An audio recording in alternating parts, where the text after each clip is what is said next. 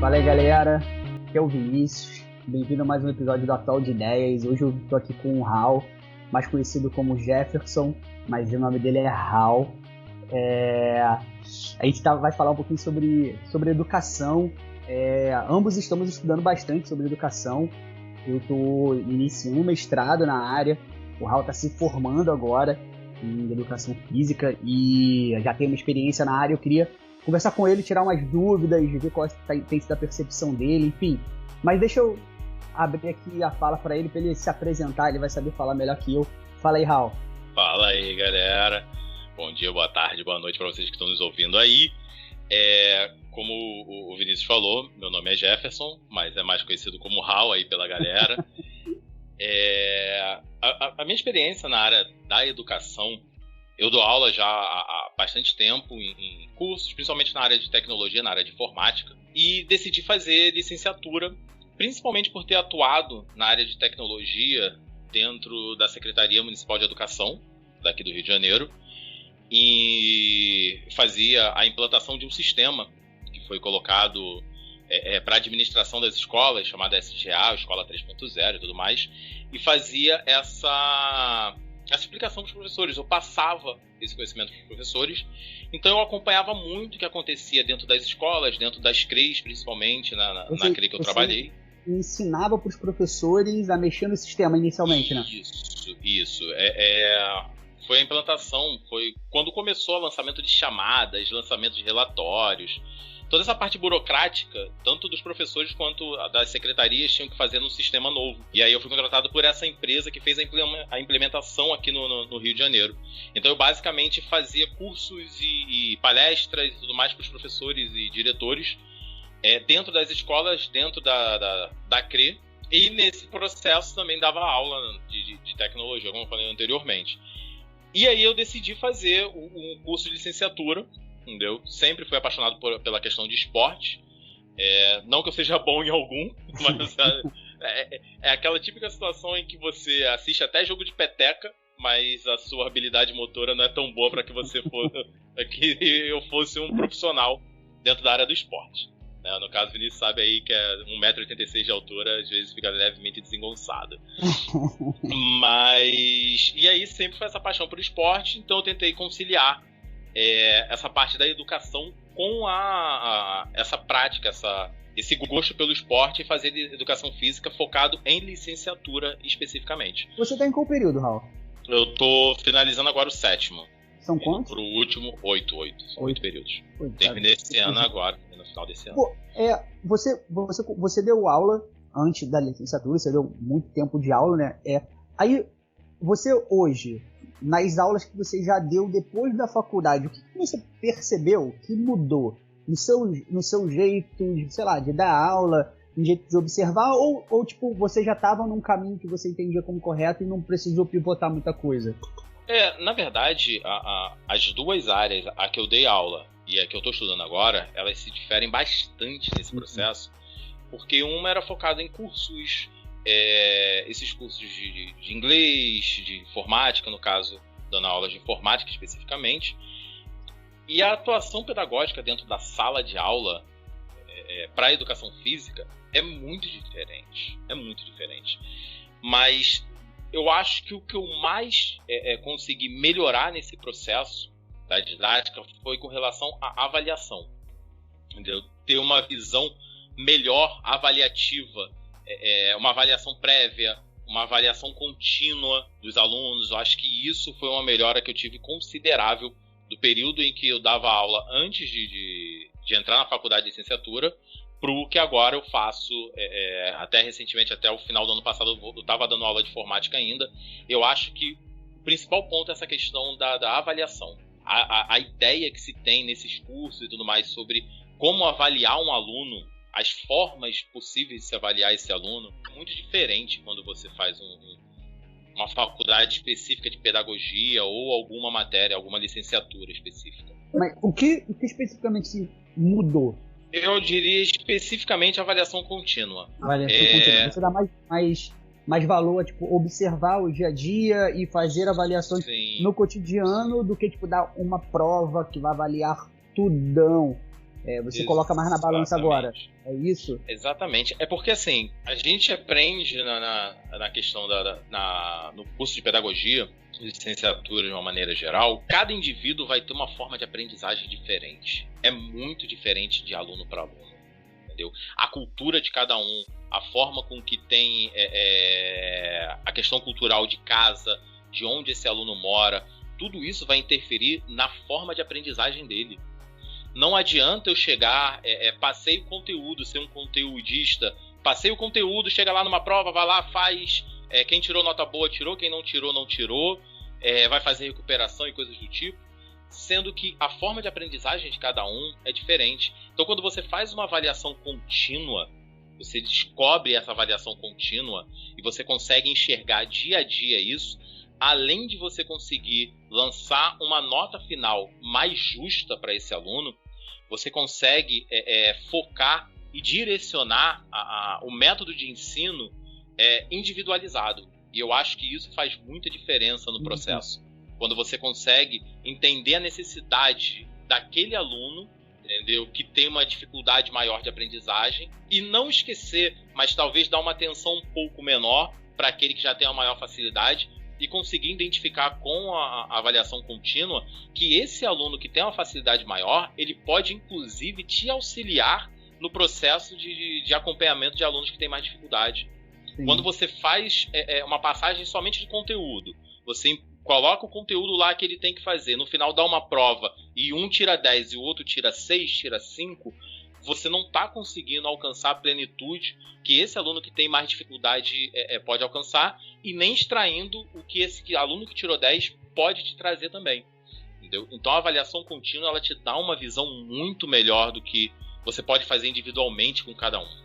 Sim, eu quando eu dou aula, eu sempre sigo por esse caminho, assim. Antes de entrar no mestrado, eu já flertava com ele há um tempo, já tinha assistido algumas aulas como ouvinte, algumas matérias como ouvinte. Eu lembro que uma matéria de neurocognição que eu fiz, a professora falava muito sobre avaliação. Ela falou bastante sobre avaliação, na verdade. E uma das coisas que ela comentou é que, assim, quando você aprova depois de um tempo, ela virou um instrumento muito, muito preguiçoso de avaliação, porque é muito mais simples você fazer isso. Você taxar o aluno ao invés de fazer uma reflexão sobre a sua produção de conteúdo, o quanto você está dando aula, o quão bem está sendo a absorção, porque uma coisa que ela comentava era assim, beleza, você trabalha com médias de nota, então você vai dar um teste sobre um assunto, sei lá, vai falar sobre hardware, o outro vai falar sobre software, o outro vai entrar em programação. Aí o cara foi muito bem em hardware, em software, não fez porra nenhuma de programação, mandou super mal, só que na média ele foi bem. E aí você joga esse cara pra frente e isso não adiantou de nada.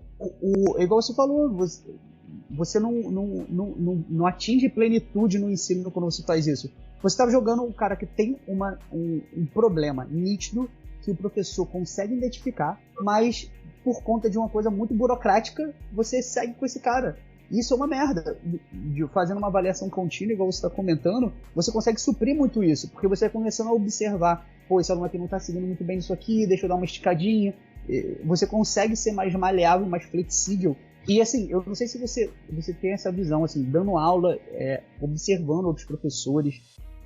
Eu também, a minha experiência de aula é em curso também, né, que eu tenho um curso, então me facilita bastante a estar em contato com os professores e passar a minha experiência com professores e criar metodologias junto e pivotando cada momento. E eu percebia os professores que já vinham há muito tempo do mercado, eles vinham com um vício muito grande desse tipo de coisa, e eu observava que me parece muito uma comodidade, uma coisa mais preguiçosa, porque quando você está dando aula há muito tempo, chega uma hora que dá uma enchida de saco de algumas coisas. Tem um aluno que é chato, um aluno que é mais perturbado, um aluno que não quer porra nenhuma, e isso é meio cansativo às vezes.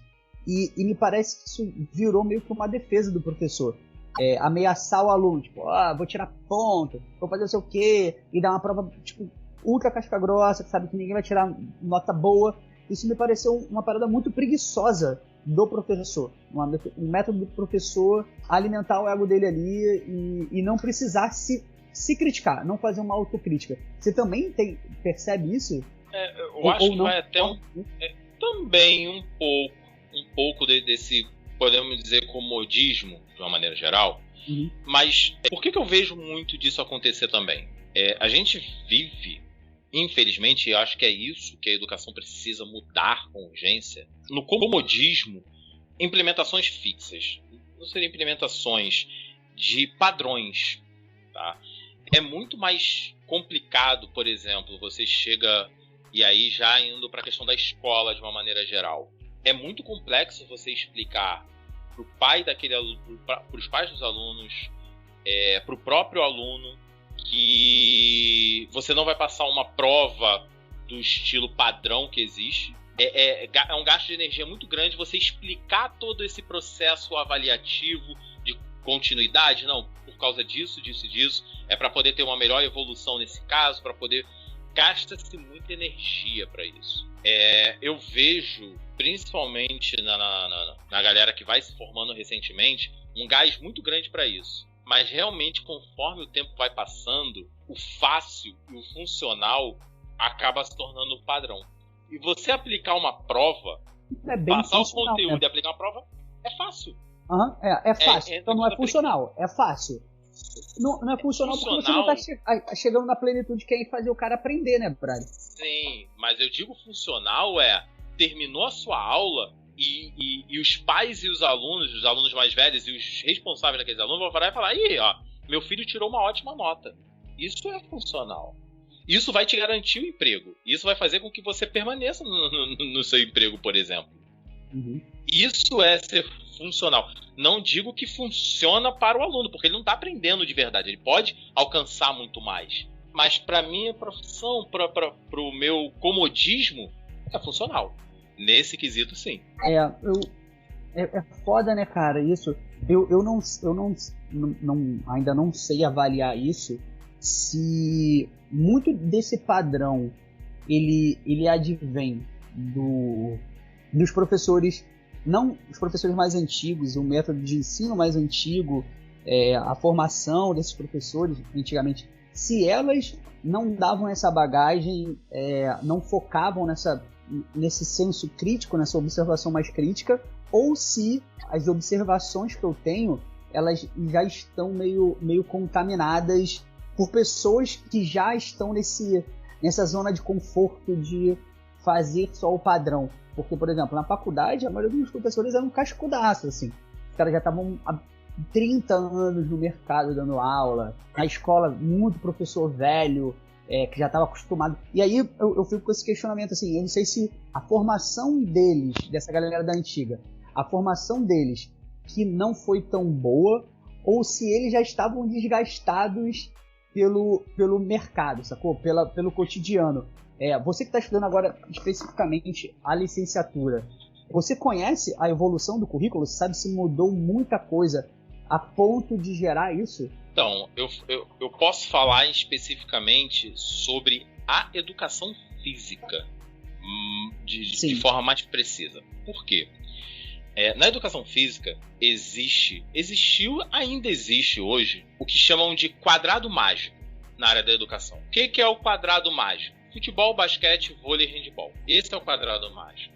Se você puxar na memória o que você teve de educação física no seu tempo de escola, provavelmente foi uma dessas quatro.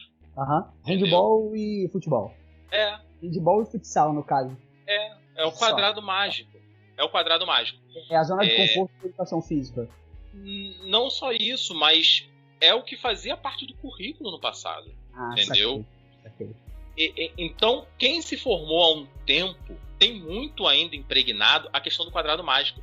E aí, novamente, entra a questão da funcionalidade. É funcional. A gente vive no país do futebol. Se você chega na aula de educação física para os seus alunos e fala, hoje será futebol, e rola a bola para eles vão ficar felizaço. Você vai ser o professor mais amado e mais querido da escola. O professor de educação física é o professor mais amado e mais querido da escola. Geralmente. É a hora de escape, né, cara, dos alunos. Eles rezam para que, sair da sala de aula, agora eu vou me divertir. E a educação física, a vantagem que tem a educação física é justamente poder trazer essa brincadeira em forma de aprendizagem. Só que os professores mais velhos, professores que não quiseram se atualizar, e que estão cansados do mercado, não quiseram se atualizar, aprenderam dessa forma. Para mim não é uma justificativa, porque eu acho que no momento que você escolhe a área da educação, você sabe que ela está em transformação contínua no processo. Então você não pode se acomodar com isso. Só que aí entra a questão da experiência que eu tive ensinando os professores tecnologia. Tinha uns professores que eram mais velhos e tinham uma maior dificuldade. Eu percebia que ia além da dificuldade, ia no não querer aprender. Eu acho que quando você... um ego também, né? Pô, já tô fazendo essa porra aqui há mó tempão, tô querendo ensinar essa porra. Só que quando você é professor e você coloca um ego, coloca um desinteresse em aprender, brother, você já não tem que estar mais exercendo aquela função. Puta, eu concordo plenamente. Eu penso muito nisso. O professor que não gosta de aprender, ele já não é mais professor, ele já perdeu. Tem um negócio que eu sempre falo com meus professores, que eu falo assim, galera, tem que ter troca, beleza? Se não tiver tendo troca, não tá tendo aula, sacou? Tem que estar tendo troca do professor com o aluno. O professor ouviu o aluno, o que ele quer dizer, sabe? O que ele tem para colocar. Então, nesse momento, o professor tá aprendendo com o aluno. Então ele tem que estar sempre aberto para isso, porque senão não rola.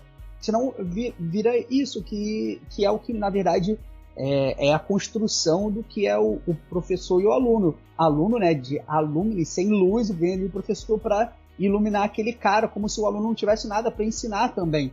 Mesmo que com feedback. Se, por exemplo, o professor ele se deixa aberto para aprender no aluno, no quesito deixa eu ver o que está funcionando ou não.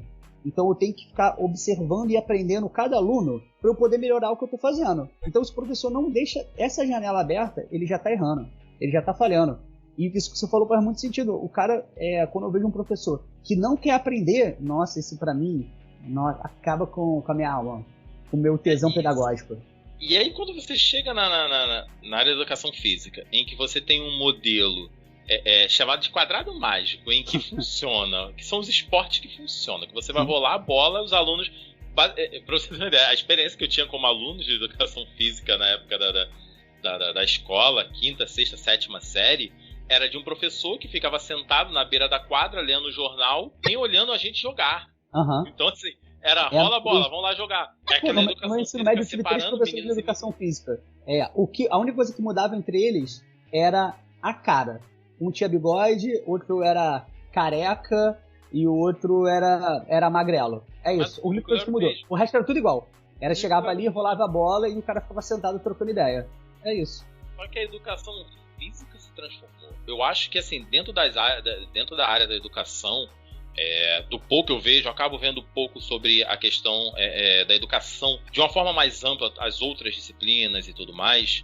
Mas eu acho que a educação física é uma das que mais se transformou nesse período. Até pouco tempo, a gente fala de uma educação física na história focada somente na questão da saúde, em que você tinha que ter o corpo perfeito, a saúde plena, que é a educação física higienista. Logo depois a gente passa para o militarismo, e a educação física tem muito disso ainda, infelizmente. A questão militarista.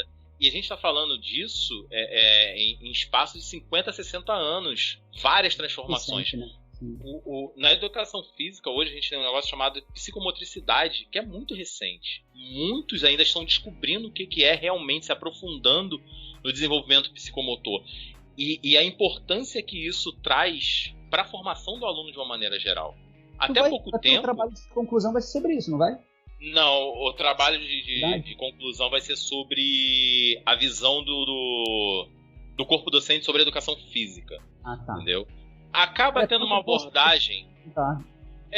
Tem uma certa abordagem, porque a ideia do trabalho é justamente mostrar... Não mostrar porque eu acho que isso já está evidente, a importância da educação física, mas tentar rastrear e compreender o porquê que na percepção nossa a educação física é marginalizada dentro do corpo docente, dentro da escola. O famoso...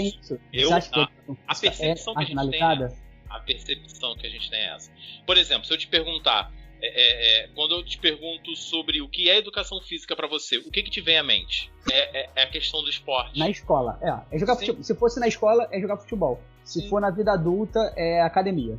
Muita gente pensa dentro da escola que a educação física ainda é... Como eu posso dizer, não é entretenimento. É um escape. É porque me fugiu agora a palavra. Não é questão de entretenimento, é do lazer de uma maneira geral. Me fugiu em algum momento, me vem essa palavra novamente. Mas é o lazer, entendeu? É a hora de brincar, é a hora de se divertir. Automaticamente, quando você associa a educação física a isso, você desvaloriza o que ela pode oferecer. Você já não consegue pensar numa interdisciplinaridade. Você já não consegue entender o que ela pode trazer. Um exemplo prático disso. Dentro da educação física, há uma separação sobre questão de habilidades. E isso vamos falar da educação base. Educação lá, educação infantil, primeiro ano, segundo ano.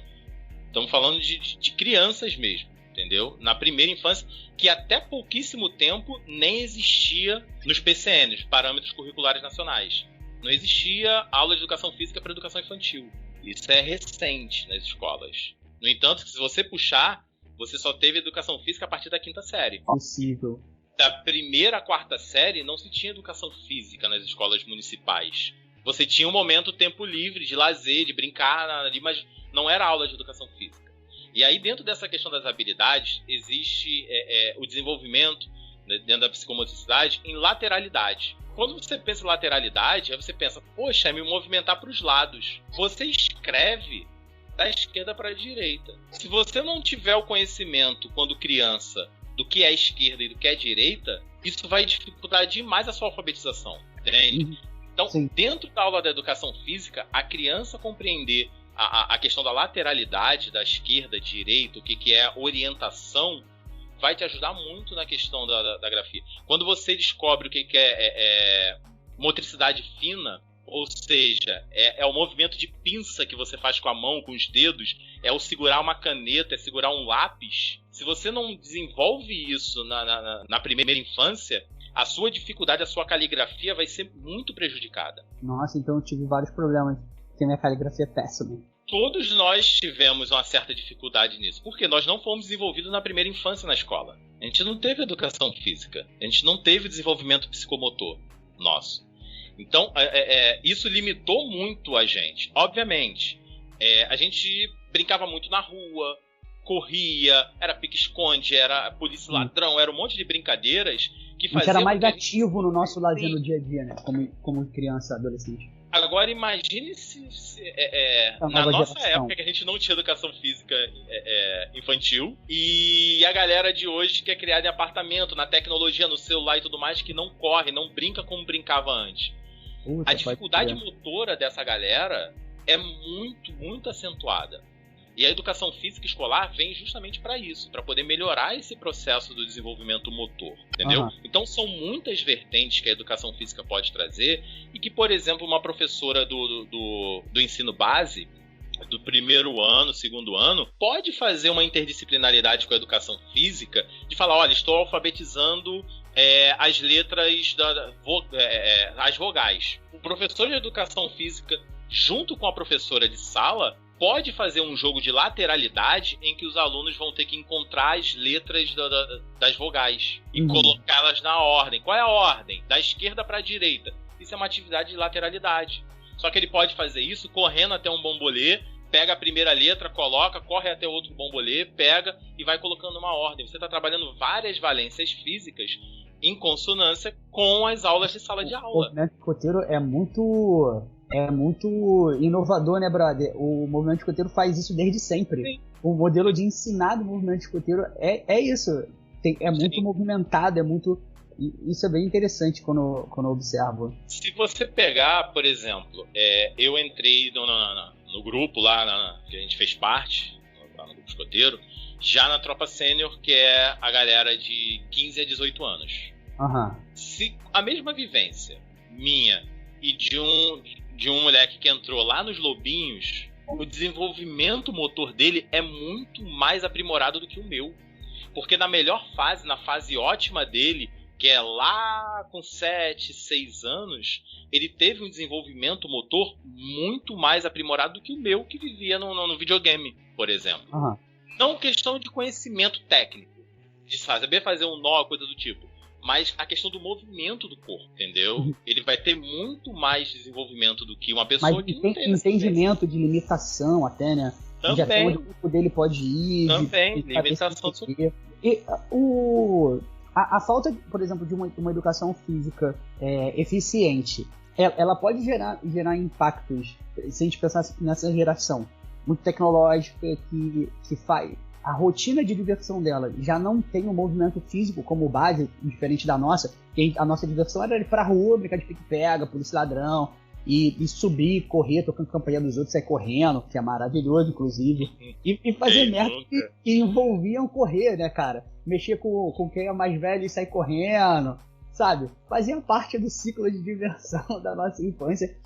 Essa nova geração, obviamente eles têm isso, só que eu percebo que eles são mais tecnológicos, inevitavelmente, porque eles têm mais acesso, têm mais tecnologia, isso não tem problema nenhum. Eles têm que entender e saber usar isso na educação, e ao futuro não tem como voltar. Eu acho que isso que você está falando, trazer esse tipo de entendimento é muito foda para que a escola possa educar fisicamente. Porque o nome já é muito, muito nítido do que ele quer. É tipo fazer uma educação física, para você entender seu corpo, não sei o que, blá, blá. Então eu acho que isso daí é fundamental. As escolas, os professores de educação física começarem a vir com essa cabeça que você tem, eu acho que isso vai ser maravilhoso. Mas a minha dúvida é assim, se um jovem ele não tem essa vivência corporal, física, isso pode gerar impactos no desenvolvimento psicológico dele, de dificuldade de aprendizado e coisas relacionadas. Então, se uma criança, sei lá, ela não pratica nenhum tipo de movimento físico na vida dela, é sentada no computador e ela não brinca de um corre, nem na escola, nem em casa, ela não tem um aprendizado motor. Beleza? Isso gera algum impacto no aprendizado psicológico dela. Ela vai ter dificuldade de aprender, ela vai ter dificuldades de entendimento de alguma disciplina específica. Sabe qual é o impacto disso? Tem. Hoje em dia, a educação física, a gente pode separar ela em 3 partes bem estipuladas. Uma delas é o procedimental, relacionado a como se executa os movimentos. Uma delas é atitudinal, a questão da atitude dele, da convivência em sociedade, entendeu? E a outra é conceitual. A conceitual é como você aprende a fazer as coisas. É como você consegue desenvolver o entendimento de como executar as coisas. Uhum. Se a educação física consegue trabalhar dentro desses 3 grupamentos de forma bem plena e bem equilibrada, obviamente eu não posso afirmar a questão da dificuldade de aprendizagem lá na frente. Porque todas as idades são capazes de aprender. Obviamente, a gente tem a fase ótima que você aprende com muito mais facilidade. Você é uma esponja e absorve tudo, que é quando criança. Mas quando você é adulto, você também pode fazer a aprendizagem. A gente vê aí, obviamente, citando Paulo Freire, que alfabetizava pessoas com certa idade, pessoas analfabetos já com a idade um pouco mais avançada, com o conceito dele da vivência. Por exemplo, se o cara trabalha como pedreiro, ele vai ser alfabetizado aprendendo a pá, enxada, areia, pedra, entende? Então, quando você consegue incutir no aluno essa questão do conceitual, não dá para afirmar que ele não vai conseguir aprender lá na frente se ele não tiver isso. Mas ele vai ter muito mais facilidade. Ele vai ter uma capacidade muito maior de aprendizagem do que uma pessoa que não teve esse desenvolvimento conceitual dentro da educação física.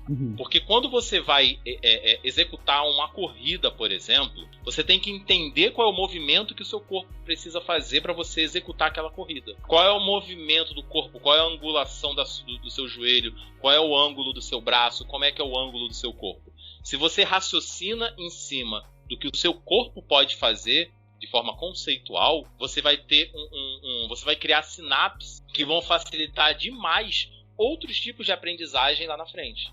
Sim. Além disso, um exemplo bem específico disso são pessoas que sofreram um acidente e tiveram alguma perda motora na fase adulta. Existem estudos que comprovam que se essa pessoa que teve essa perda motora quando adulto teve um bom desenvolvimento conceitual e procedimental, principalmente na educação física, ou fazia algumas atividades físicas, coisas do tipo, quando criança, desenvolve sinapse que vão fazer com que ele possa ter uma recuperação motora quando adulto, depois dessa perda, muito melhor. Por quê? Porque ele vai compreender o corpo dele. Isso é aprendizagem.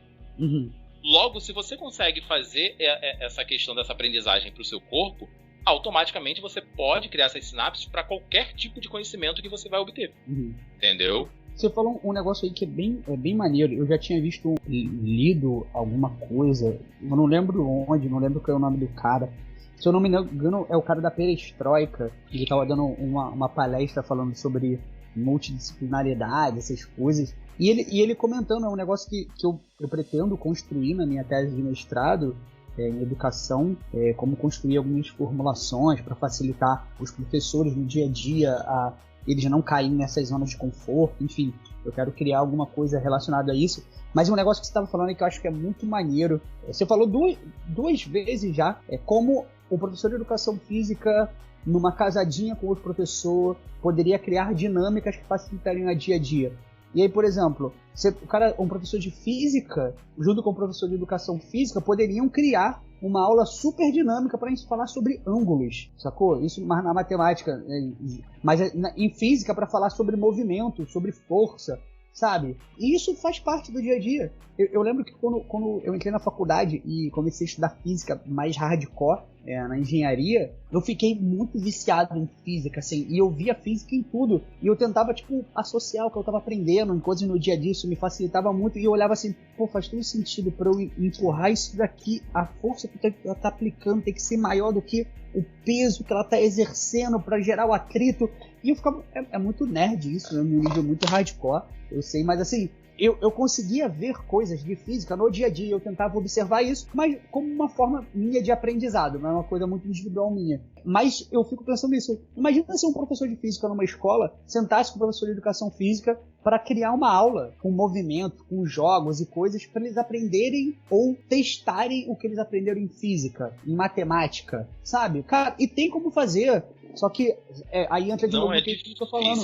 E não é difícil. Não é difícil. É porque sai muito da zona de conforto. E um negócio que eu observei, assim que eu comecei a dar aula, eu comecei a dar aula e eu era muito crítico, né, de professores, porque tá tudo preguiçoso. Porra, tem que ficar com o aluno, tem que estar ali, não sei o quê. Eu ficava muito nessa, ainda acho que seja. E eu lembro uma vez, eu fui numa festa, e aí fui virado da aula, sábado de manhã, olha a merda, sábado de manhã da aula, já é uma merda por ser de manhã, e eu ainda fui virado, então assim, tem tudo pra dar errado. E aí eu cheguei na sala de aula, eu tava muito morto, assim, eu tava muito de câmera lenta, querendo morrer, levemente de ressaca, e aí eu lembro que, eu passei um negócio muito hardcore pros alunos, eles só ficassem quietos, vivendo a vida deles, fazendo o trabalho deles, e eu pudesse pelo menos dar uma cochilada, tá ligado? E aí eu dei uma sentada, eu passei o negócio pra eles, expliquei assim mais ou menos, aí eu sentei, e eu falei assim, porra, cara, que vontade de dormir. Aí, cara, isso durou, 5 segundos, e aí veio uma crítica bizarra, e eu falei assim, caralho, Vinícius, você é um merda. Que porra é essa, cara? Você tá se transformando no que você critica, que porra é essa? Se você acha que, se você tá com preguiça de dar aula, não seja professor. É isso, na minha cabeça foi muito simples, eu falei assim, brother, eu não tenho disposição pra levantar e dar uma aula do jeito que eu acredito, dinâmica, trocando ideia com os alunos, brother, então eu não sirvo mais pra ser professor. E aí eu levantei na hora e falei assim, galera, vou tomar um café, vou lavar a cara e volto aqui pra gente terminar essa aula de um jeito maneiro. Aí saí, bebi café, voltei e aí, beleza, faca na caveira, trocando ideia e vai lá, aceleradão. Depois cheguei em casa e morri por 5 dias, mas foi ótimo, assim. Isso foi muito bom pra mim, que foi logo no começo. Isso fez eu entender e não aceitar essa facilidade, porque seria muito fácil pra mim dar essa aula. Eu passaria alguma coisa pra ele, ficaria parado, deixaria eles executando e teoricamente, pra um modelo tradicional e equivocado, na minha visão, de dar aula, isso já estava bastando, porque eu dei o conteúdo para ele e deixei eles quebrando na cabeça. E isso aconteceu comigo direto na faculdade, na escola. Vários professores faziam isso. Isso era o padrão e eu sempre achei isso ridículo. Aí entra de novo o porquê que eu falo que entra numa zona de conforto. Eu acho que é preguiça do professor. Porque chega um momento que fazer isso é muito cômodo, tá ligado? Que tá o problema é quando estressado. O problema é quando isso vira rotina. Uma vez acontecer isso, obviamente na sua carreira de professor, isso vai acontecer. é inevitável. É inevitável porque às vezes... Sim, eu acho quanto que mais você conseguir evitar, tá sim. ligado? Tenta evitar o máximo possível, porque é cômodo, aí depois que você vê funcionando, e aí vai aquela bola de neve, sacou? Mas sim, claro que acontece. Tem que ter essa autocrítica para que quando isso acontecer você conseguir sair dessa zona. Mas que às vezes você vai cair nela, vai. É muito complexo. Uma vez só eu sou muito chato com isso, porque assim, meu irmão, não pode acontecer comigo, tá ligado? Mas eu sei que acontece, e é uma coisa que eu falo com meus professores o tempo todo, galera, a aula tem que ser dinâmica, não pode deixar a peteca cair, e o caralho, porque isso faz com que a aula seja uma aula, sacou? Porque senão vira um monólogo, vira uma palestra pra pessoas que não querem ouvir a tua palestra, sacou? E aí isso é uma merda. Isso é a queda do que é ensinar, tá ligado? Isso é o rompimento com o conceito pedagógico do que é dar uma aula, tá ligado? Tem um autor na área de educação física, o João Batista Freire. Eu cheguei a comentar sobre ele com você em algum momento, a gente conversando. E que ele fala muito sobre a questão do corpo livre. A educação física hoje, ela tem uma... Hoje não, ela sempre teve, que eu considero de ideal para a área da educação de aprendizagem, que é a questão do dinamismo, que é a questão da intensidade, que é a questão da liberdade do aluno poder se movimentar. Hoje em dia a gente ainda tem aqui, principalmente no Brasil, e eu falo aqui no Brasil porque existem estudos de fora, esse método de educação já vem reduzindo substancialmente, não é pouco. Que é esse de o professor ali na frente dos alunos, os alunos sentados nas suas carteirinhas de frente para o professor lá escreve no quadro e tudo mais. Esse método de educação, ele já não funciona mais. Eu tenho minhas dúvidas se em algum momento funcionou. Acredito que sim, no passado tenha funcionado numa questão histórica do desenvolvimento da educação. Beleza, pode ser que tenha funcionado no passado. Hoje em dia eu não vejo. Para o que se propunha a educação da época. Naquela época, sim. E já não hoje eu não vejo. Eu acho que é esse uma das coisas que eu mais quero trazer de conteúdo para a área da educação, de uma maneira geral, focado na questão da educação física, que é a educação física, ela é um espelho para se trabalhar a educação do corpo livre. A educação física não tem sala. A educação física é experimentação, é a vivência. Por exemplo, a aula que tu quase deu, porque estava morgado e tudo mais, é esse método tradicional. Entendeu? Antigo, professor na frente ali, passou o conteúdo, vai lá fazer o trabalho. Quando vocês terminarem, coloca aqui na minha mesa e pronto, estão dispensados. Esse é o conteúdo curricular que a gente tinha e ainda tem implantado aqui no Brasil. E eu vejo a educação física como propulsora de uma educação do corpo livre. E João Batista Freire fala muito sobre essa questão, sobre a educação física dar essa liberdade da experimentação. Tu sabe, como você sabe, eu vou ser pai agora, minha esposa está grávida de 4 meses, e ela é formada em educação física também, ela é professora de educação física, e a gente pensa na educação da nossa filha através de experimentação. No entanto, que a gente pretende aplicar na criação dela um método montessoriano, né? Que é um método de experimentação.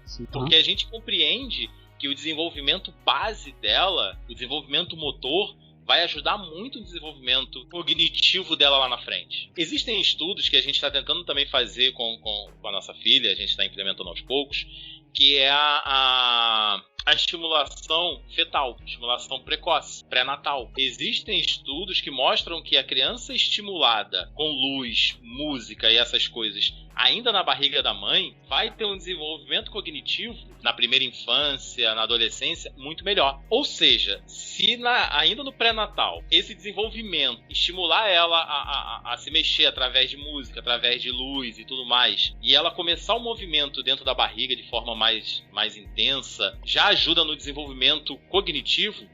Imagine quando ela nascer o desenvolvimento motor trabalhado nas primeiras infâncias. Automaticamente a gente consegue associar que o desenvolvimento cognitivo também vai ser bem melhor explorado. Eu consigo visualizar a educação física muito nesse campo. Só que aí a gente entra em algumas coisas que são muito complexas de a gente conseguir mudar na sociedade, que é a questão dos campos, os campos de atuação. Hoje a gente vive principalmente permeado pelo campo econômico. Ele permeia tudo. Tudo que você vai fazer, ele tem uma ligação direta com o campo econômico. Entendeu? Hoje em dia, os alunos querem jogar futebol na escola porque eles veem o Neymar, que é milionário, e eles também querem ter essa vida milionária. Então, essa galera influente que tem dinheiro influencia os alunos. E é onde eu quero chegar nesse processo. Para a gente poder fazer a mudança da visão da educação e da educação física nas pessoas, é um trabalho hercúleo, se você for pensar. Porque a gente precisa ir contra todo um campo econômico que permeia tudo. Mas é que assim, quando até no teste, né, na avaliação para entrar no mestrado, eu tive que fazer uma apreensão, ler uns artigos e fazer uma parada de prova. E aí na minha apresentação final, que foi em cima de alguns artigos, eles falavam sobre tipo a visão popular sobre a ciência. Como é que a galera entende a ciência. Aí tinha uma porrada de artigos sobre o tema. E aí eu tava falando algumas coisas que eu acho que casam com isso que você tá comentando, que eu nem tinha percebido à época, mas você falando aí faz algum sentido. Que eu tava falando, tipo assim, é muito importante para as pessoas verem as pessoas que fazem ciência.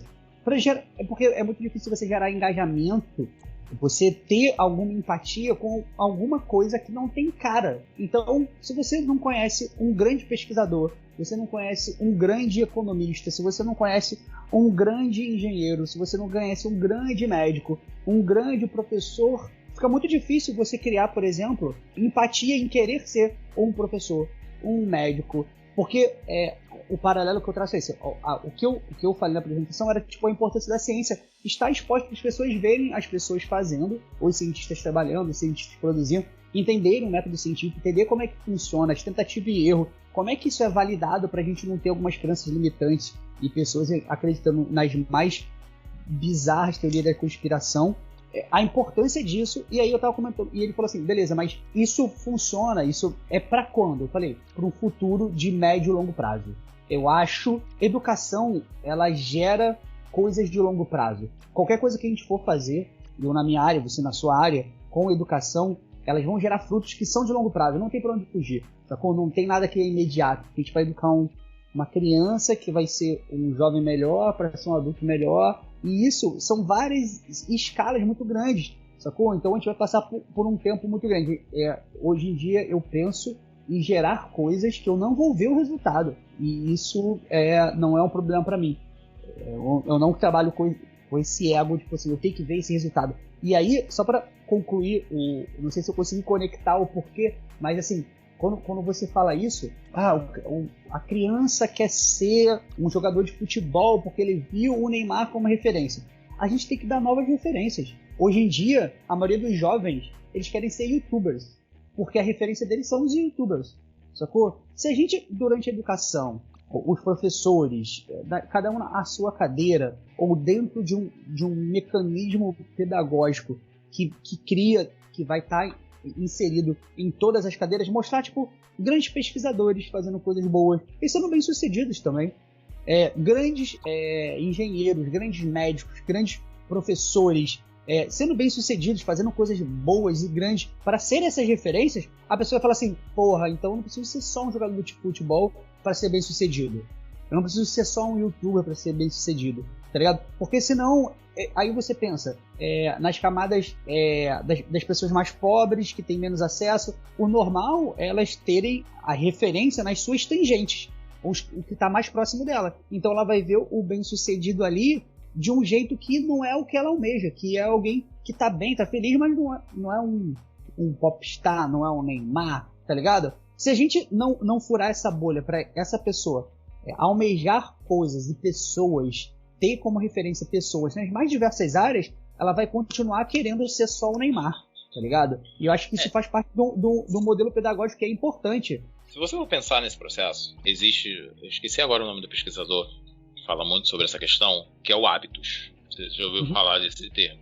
É basicamente o hábito que a gente tem. É o nosso padrão, é o nosso acordar, é o nosso tomar café, é a nossa padronização do que a gente faz. O padrão que essas pessoas têm é olhar na televisão, olhar na internet, o que o campo econômico oferece para elas. Um exemplo disso E como é difícil a mudança nesse processo, não é impossível, é a longo prazo, mas é muito difícil. Hoje em dia, dentro da Faculdade de Educação Física, antes, a cada 10 alunos, 7 era para licenciatura e 3 eram para bacharelado. Trabalhar em academia, personal trainer e tudo mais. A mídia, o campo econômico, planta tão forte que o corpo é você sarado, é você fortão, é você definido, é você bonito, e aí é você branco, é você loiro, é você com aquele perfil europeu, estadunidense. Esse é o perfil que te plantam hoje, e te mostra que essa galera, ela é bem sucedida, às vezes não milionária, mas bem sucedida, como um personal trainer, como um professor de academia, como algo do tipo. Hoje a gente já tem uma evasão do curso de licenciatura que virou o placar. A cada 10 alunos, 3 são para licenciatura, 7 são para bacharelado. Maneiro. Eu faço faculdade na Celso Lisboa, que tem uma metodologia de ensino que é chamada de Liga, em que são 70 alunos na mesma turma, teoricamente, 60, 50 alunos, com 2 professores, e não tem disciplinas, não tem as matérias, como na faculdade tradicional. São esses 2 professores fazendo com que os alunos pesquisem, os alunos procurem, seja uma metodologia mais intuitiva, mais de você mesmo construir o seu conhecimento junto com os professores de pesquisa. No 6º período, separou bacharelado de licenciatura. A minha turma devia ter uns 40, 45 alunos. Desde o semestre passado, temos 5 em licenciatura. Todos os outros ficaram em bacharelado. Porque se você pegar essa galera e perguntar para elas qual é a visão que se tem de educação física, é a educação que ser professor não vai te tornar bem sucedido. Ser professor não vai te dar dinheiro. Mas ser personal trainer, trabalhar numa academia, vai. Mais que não dê, se der mole dá menos do que professor. Você tem que estudar de uma forma absurda para você pegar e ser esses top, esses pica das galáxias aí de personal trainer, para ganhar muito dinheiro. Fora isso, tu não vai ter horário de almoço, horário de descanso, fim de semana, você não vai ter nada. Você vai trabalhar como se não houvesse amanhã. Essa é a realidade do personal trainer da galera de academia. Mas a questão, o campo econômico planta para essas pessoas, planta para a sociedade que a educação física é o corpo definido, é o corpo forte, e você vai conquistar isso como na academia, sendo personal trainer e coisas do tipo. Se você não consegue hoje em dia formar nas universidades, e não é só na educação física, os campos de pedagogia e de licenciatura estão reduzindo assustadoramente a quantidade de alunos. Você já tem uma geração inteira que não quer ser professor da próxima geração. Entendeu? E muito disso se dá pelo campo econômico. Ser professor, ser estudioso, ser um pesquisador, não te faz bem sucedido nessa visão do campo econômico. Então você entende que, assim, por mais que seja a longo prazo, por mais que seja, por exemplo, você na sua área, eu na minha área, com os que a gente tem, conseguir transformar e furar essa bolha, só que essa bolha, ela tá encolhendo de uma forma em que vai deixar a galera da educação sufocada. Você consegue visualizar dessa forma esse sufocamento que vai acontecendo? É foda, né? Porque é a base de tudo, né, cara? Se não tiver um educador, não tem um novo médico, não tem um novo engenheiro, tá ligado? Então isso é muito doido. Como vai... E é cultural isso, né? É como a gente... É vendido o mundo pra gente. A mídia, de uma forma geral, cinema, séries, eles vendem isso, né? Esse modelo de sucesso, esse modelo de vida que a maioria das pessoas almeja, né, cara? Então, isso também faz parte da educação. Isso deveria ter na escola. Uma das coisas que eu tenho rabiscado bastante para pensar em um modelo de educação novo, passa por isso, assim, as pessoas entenderem o que é publicidade, onde é que está a publicidade, como não se enganar com algumas coisas, como criticar algumas coisas, porque, e até uma outra coisa que eu ia perguntar, do que você vê para o futuro, assim, o que você acha que deveria mudar para o futuro, porque eu não consigo visualizar, senão um futuro bom e uma sociedade melhor, se a gente não mudar, cara, radicalmente a nossa forma de ensinar, porque a gente não tá preparando os jovens pro mundo, não tá educando, ensinando eles pro futuro de fato, tá ligado? Nem com as cadeiras que a gente ensina. as cadeiras que se ensinam na faculdade, elas já são defasadas. Isso era uma coisa que acontecia até lá no Instituto, em parcerias que eu já fiz com a universidade. A gente lá no Instituto criava algumas cadeiras mais inovativas, por exemplo, de programação, para fazer uma extensão de alguns cursos de graduação de tecnologia da informação, de informática, porque eles não conseguiam mudar a grade, porque é muito burocrático, tá ligado? Então o cara tava estudando C, mas agora o nego não programa mais em C, cara. Não tem mais mercado para C, a galera tá programando em Angular JS, tá programando para Android. Mas isso tá engessado lá em cima. É isso, então assim, se a gente não conseguir criar um modelo de educação que ele constantemente pense no futuro, a gente vai sempre cair, a gente vai ter uma evolução, vai fazer um salto, vai ficar parado e a gente vai começar a ficar ultrapassado muito rápido. E a gente vai dar um mini salto para corrigir um problema, vai ficar ultrapassado, então a gente sempre vai ser reativo na reação. A gente sempre vai ser reativo na solução dos problemas. A gente nunca vai conseguir antecipar um problema. E eu não consigo visualizar um modelo de educacional, pedagógico, que não passe por isso.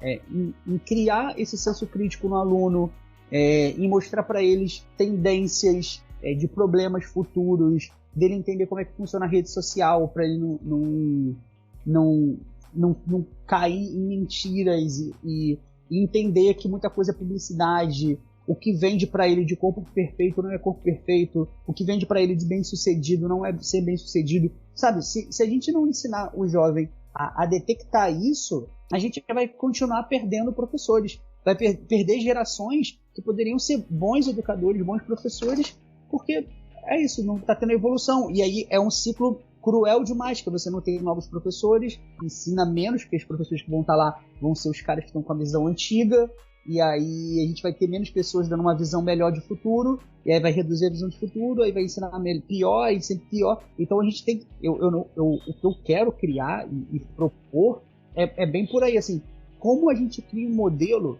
que ele não fique viciado, sabe? Que vai tender a ficar, mas como a gente faz com que ele se vicie o menos possível, para que ele se atualize com mais facilidade, para que ele proteja o jovem das coisas que estão acontecendo, para que a sala de aula ela mostre o que está acontecendo, o mundo real.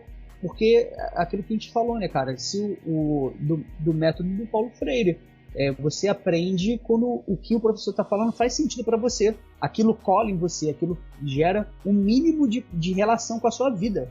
Porque senão é só um falatório muito vazio. E se a sala de aula ela não tiver esse mecanismo de atualização, fudeu. Então eu penso muito nisso. O que você acha que poderia melhorar? O que poderia ter de cadeira que pudesse... Tipo, cara, isso aqui tem que ter. Ou eu acho que poderia passar por aqui para melhorar. O que você pensa sobre... Hoje, inclusive ontem eu assisti uma palestra da faculdade sobre o currículo cultural. Eu já tenho lido algumas coisas, alguns autores sobre Daolio, Soraya Darido, são obviamente voltados para a questão da educação física, mas falam sobre currículo cultural. E eu acho que essa transformação passa por aí. Uhum. É engraçado, porque quando a gente fala sobre a questão do currículo cultural, a gente cita como a transformação ou por onde tem que passar essa transformação na educação, mas novamente, ela já era feita por Paulo Freire, que é adaptar a aprendizagem do aluno de acordo com a sua realidade. Uhum. Então, e eu não falo, isso não é só para educação física, é para educação de uma maneira geral. Eu vejo hoje um engessamento na esfera federal, em parâmetros, como, por exemplo, quando a gente pega a BNCC, entendeu? A Base Nacional Comum Curricular, que serve para quê? Para padronizar o que você precisa passar por ensino. Então, existe lá as habilidades, existe lá toda a descrição do que você precisa fazer. Obviamente, você vai seguir 100%? Não, mas é uma base que você tem que seguir. E isso, pra mim, já mata o currículo cultural. Uhum. Entende? Porque quando você parametriza que o ensino da educação física vai ser assim, assim, assim, aqui no Rio, no Nordeste, no Sul, não tem como, entende? Uhum. Se você não dá a liberdade pro educador poder implementar a questão do currículo cultural, e esse currículo cultural a realidade de cada local, não vai sair desse processo que você fala de estar sempre tendo que agir de forma reativa. Sim. Então, eu acho que a transformação parte da implementação do currículo cultural de forma mais efusiva. Já existe uma linha de pensadores que trabalham nessa área hoje em dia, mas eu acho que ela é ela a ponte que vai transformar a educação, deixar de ser reativa para ser mais ativa no processo, de comandar lá na frente. Porque uma vez que você adapta a realidade de cada comunidade para o seu aprendizado, automaticamente você vai estar trabalhando aquele aluno para aquela sociedade. Obviamente, quando ele for conhecendo outras sociedades, ele vai se readaptando.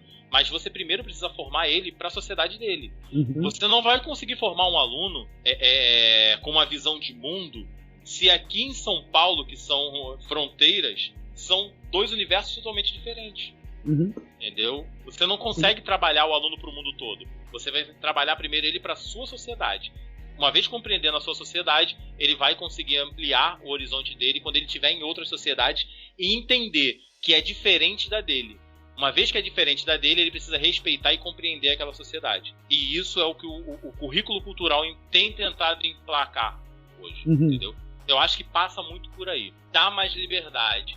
E eu acho, na minha visão, que com a burocratização de uma BNCC, de algo numa esfera federal, em que já não te impõe, mas que já te dá um direcionamento do que você tem que fazer em todos os locais, te engessa. E aí entra no que a gente estava falando lá no começo. Quais são os professores que estão dispostos a mudar isso? A compreender a sua sociedade e fazer isso? Um exemplo que eu via quando eu atendia as escolas é que eu atendia a escola da comunidade de morro mesmo. Eu já cansei de subir com um fuzil apontado pra minha cara e o maluco perguntando quem é tu, quem é esse barbudo aí que tá subindo, e eu tendo que ter o crachá da prefeitura lá da SME, senão eu provavelmente tomava um tiro ali na hora, ou então era esculachado aqui no Rio. Sabe que a gente entra em favela que encontra isso. Assim como eu atendia escolas que eram na pista, que é o que chamam na pista dentro da SME, em que eu não tinha nenhum tipo de dificuldade de entrar, em que as crianças eram uma educação totalmente diferente, um respeito totalmente diferente do que se tinha. Então, dentro da própria Secretaria Municipal de Educação daqui do Rio, você já tem universos diferentes. Eu não posso, com a BNCC, aplicar a mesma coisa que eu aplico para o aluno lá da comunidade, para o aluno da pista. O currículo cultural é a compreensão da sociedade. Uma vez que você compreende a sociedade, você vai compreender a diferença.